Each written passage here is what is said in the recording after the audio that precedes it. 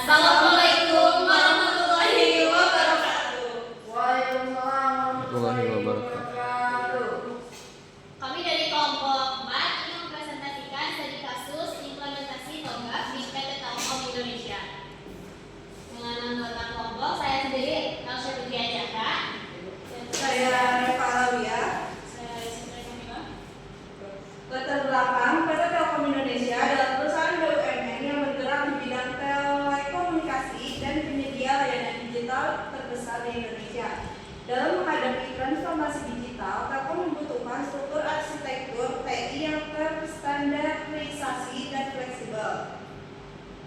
Masalah yang dihadapi, banyaknya sistem informasi yang berjalan secara silo terpisah antar divisi, ketidakterpaduan antara strategi bisnis dan pengembangan sistem IT, sulit mengelola perubahan di sistem karena tidak adanya panduan arsitektur enterprise yang jelas.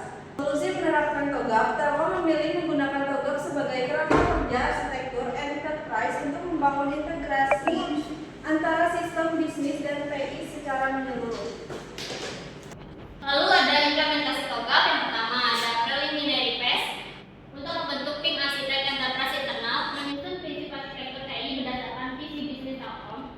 Yang kedua ada arsitektur vision untuk menyusun visi arsitektur jangka panjang, integrasi sistem, transformasi digital berbasis pelanggan, membuat stakeholder map dan business case untuk transformasi. Yang ketiga ada bisnis arsitektur untuk memodelkan proses bisnis utama atau layanan pelanggan, billing, jaringan, menyelaraskan proses bisnis dengan tujuan transformasi digital.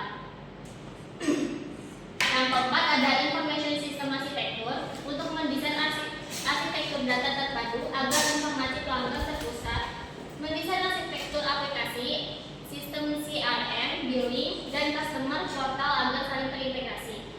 Yang kelima ada teknologi arsitektur untuk menentukan platform teknologi, cloud, API, gateway, database terpusat, sistem keamanan. Yang keenam ada opportunities and solutions untuk menyusun portofolio proyek yang mendukung transformasi digital, menetapkan prioritas implementasi sistem. Yang ketujuh ada migration planning untuk membuat roadmap migrasi sistem lama ke sistem baru secara bertahap. Yang kedelapan ada implementation governance untuk menetapkan mekanisme pengawasan implementasi proyek IT. Dan yang terakhir ada arsitektur change management untuk menyiapkan proses untuk evaluasi pengendalian dan pembaruan arsitektur saat terjadi perubahan bisnis. Untuk hasil implementasinya yaitu integrasi sistem informasi antara divisi meningkat. Yang kedua ada penyampaian layanan digital menjadi lebih cepat dan responsif. Yang ketiga kemampuan adaptasi terhadap perubahan pasar menjadi lebih baik. Dan yang terakhir ada efisiensi operasional meningkat karena tidak ada sistem yang inferior.